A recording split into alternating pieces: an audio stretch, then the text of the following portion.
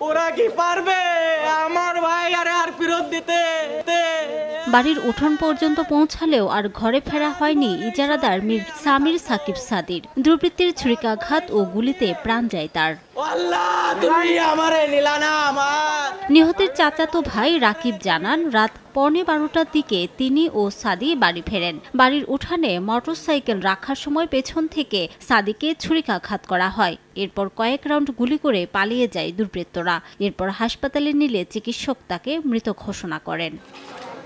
নিহতের খালা জানান, হামলাকারীরা কিছুদিন আগে তার ছেলেকে গুলি করে হত্যার চেষ্টা চালায়। এবার সাদিকে হত্যা করেছে। হত্যাকারীদের দৃষ্টান্তমূলক শাস্তির দাবি জানান স্বজনরা। প্রশাসনের কাছে বিচার দিলাম, এদের আপনারা একটা বিচার করুন, নয়তো অনেক মার বুক খালি হয়ে যাবে একটা বাচ্চা। আসসালামু আলাইকুম প্রিয় দর্শক, আশা করছি সকলেই ভালো আছেন। প্রিয় দর্শক, বেশিরভাগ জেলায় বেড়ে গেছে চাঁদাবাজি। দর্শক, বিভিন্ন নেতা পাতি নেতা চাঁদাবাজি করছে। ফুটপাতে, শহরে, বিভিন্ন জায়গায় দোকানপাট থেকে চাঁদাবাজি করছে, কেউ বা মাইকেন করে চাঁদাবাজি করছে।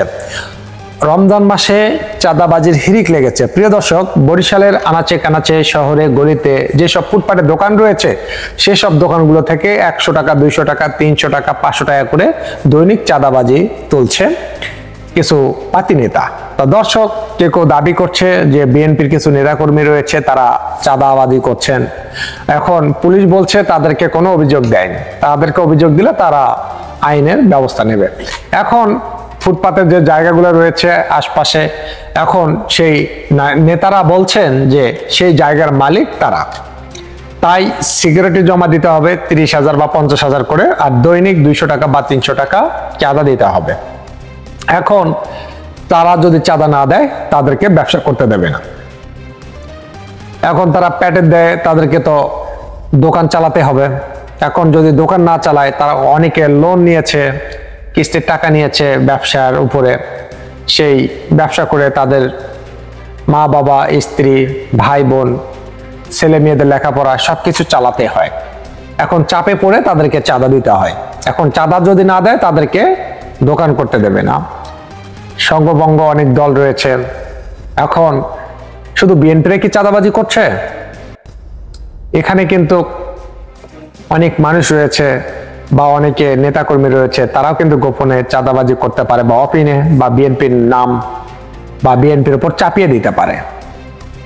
এখন সেই দোকানদারেরা বলছে তারা বিএনপির নেতাকর্মীরা, বিএনপির আহ্বায়ক, বিএনপির নাকি কোন কোন পদে রয়েছেন, তা দোকানদারেরা তারা নাম প্রকাশ করছেন। যে তাদেরকে জিজ্ঞাসা করেছিল যে আপনারা যে চাঁদা দাবি করছেন, আপনারা যে আমার কাছে চাঁদা দাবি করছেন, আপনারা কোন দলের? তারা বলছেন আমরা বিএনপির নেতা, বিএনপির আহ্বায়ক, যুগ্ম আহ্বায়ক। তাই তিনি এইসব ফুটপাতে যেসব দোকান রয়েছে, এই দোকানগুলো থেকে চাঁদাবাজি আদায় করবে। এখন তারা যদি চান, তাহলে তাদেরকে দোকানদারি করতে দেবে না, তাদেরকে অবশ্যই টাকা দিয়ে দোকান করতে হবে। ফুটপাতে যেসব জায়গা রয়েছে, অনেক মানুষের যাতায়াত করে, তাদের কিন্তু সমস্যা হয় ফুটপাতে দোকানের কারণে। অ্যাক্সিডেন্ট হয় বেশি, মানুষ চলাফেরা করতে পারে না, অনেক সমস্যার মুখে পড়ে। আর এখন সেই দোকানগুলো বরিশালের যে অলিতে গলিতে, শহরে 200 থেকে দৈনিক 300 টাকা চাঁদা দিতে হয় দোকানদারকে। এখন দোকানদারের দৈনিক কোনোদিন 200, 400, 500, কোনোদিন 1000 টাকা ইনকাম হয়। সেখান থেকে দৈনিক একটা 200 থেকে 300 টাকা চাঁদা দিতে হয়। যদি চাঁদার পরিমাণটা 7 দিন বা 15 দিন হতো, তো একটা কথা ছিল। দৈনিক যদি একটা দোকানদার 300 টাকা করে দেয়, তাহলে সে দোকানদারের লাভ কত টাকা থাকবে? ফুটপাতের দোকানগুলো সারাদিনে 2, 4, 500, 1000 টাকা বা 2000 টাকা বিক্রি হয়, বা 3000 টাকা। সেখানে তাদের মূলধন রয়েছে। এখন মূলধন খাটিয়ে যদি 5 থেকে 1000 টাকা ইনকাম না হয়, তাহলে তো তারা চলতে পারবে না। আর তার উপরে যদি দৈনিক 300 টাকা করে চাঁদাবাজি করে, তাহলে তারা তো চলতে পারবে না। তাই বিএনপির নেতাকর্মীদের কাছে অনুরোধ করব যে আপনারা, যেহেতু সামনে নির্বাচন, একটা বিশাল একটা নির্বাচন, আর এই নির্বাচনে যেহেতু আপনারা অংশগ্রহণ করবেন, আপনার একটা বড় মাপের দল, আওয়ামী লীগের এবং বিএনপি দুইটা দলই বড়, আর সেখানে আপনারা যদি কোথাও এরকম চাঁদাবাজি করে থাকেন, তাহলে আপনারা এগুলো করবেন না। নির্বাচন হোক, নির্বাচনে আসেন, অনেক টেন্ডার পাবেন, ইনশাল্লাহ একটা পথ খুলে যাবে আপনাদের। মানুষের উপরে জুলুম করবেন না। আর আপনারা দেখবেন যে আপনাদের বাজারে, বাড়ির আশেপাশে, শহরে যে কারা চাঁদাবাজি করে সেগুলো আরো বাধা দিবেন।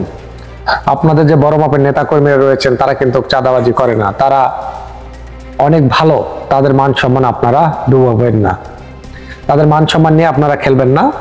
এখনো সময় আছে, যেহেতু সামনে নির্বাচন আসবে। যারা যারা এরকম কাজে লিপ্ত তারা এই মুহূর্ত থেকে ভালো হয়ে যান। দর্শক, আপনাদের মতামত অবশ্যই কমেন্ট বক্সে লিখে জানাবেন। আবারও দেখা হবে নতুন কোনো ভিডিওতে। ভালো থাকবেন। আল্লাহ হাফেজ।